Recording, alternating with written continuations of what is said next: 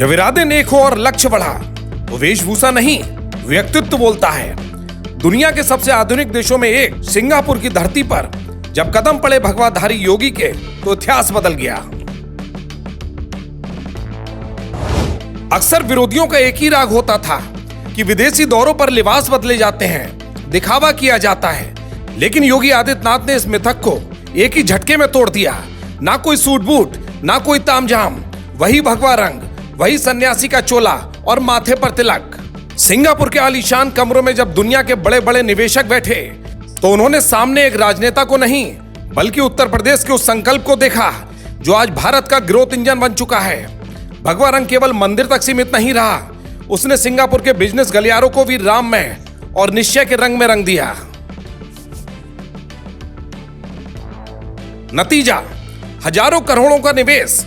बड़े बड़े business tycoon भी आज यूपी की धरती पर पैसा लगाने के लिए कतार में खड़े हैं। जेवर इंटरनेशनल टाउनशिप से लेकर लॉजिस्टिक पार्क तक सिंगापुर ने भी मान लिया कि बाबा के सुशासन में निवेश सुरक्षित भी है और फलदायी भी।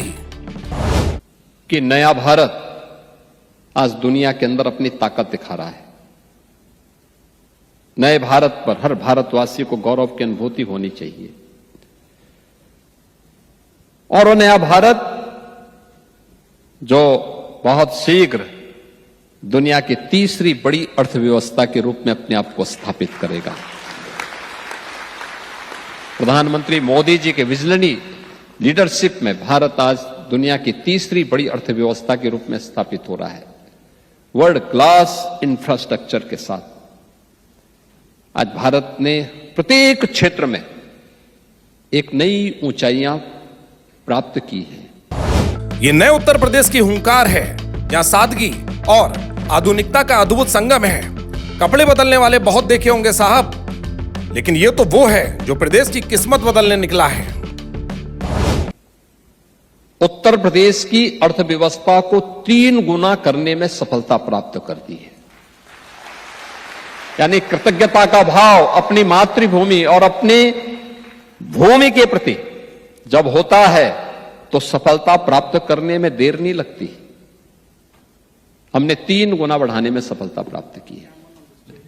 आप देखते होंगे आज के दिन पर हम लोगों ने उत्तर प्रदेश के अंदर जो पर कैपिटा इनकम है इसको लगभग 3 गुना पहुंचाने में सफलता प्राप्त की है। बड़े बड़े दिग्गजों ने सालों तक विदेशी दौरों के नाम पर सिर्फ सूट बूट के प्रदर्शन और प्रोटोकॉल की रस्में निभाई थी। जो लोग कहते थे कि भगवा पहनकर निवेश नहीं केवल प्रवचन होता है, आज सिंगापुर की ये सफलता उनके चेहरे पर सबसे करारा तमाचा है।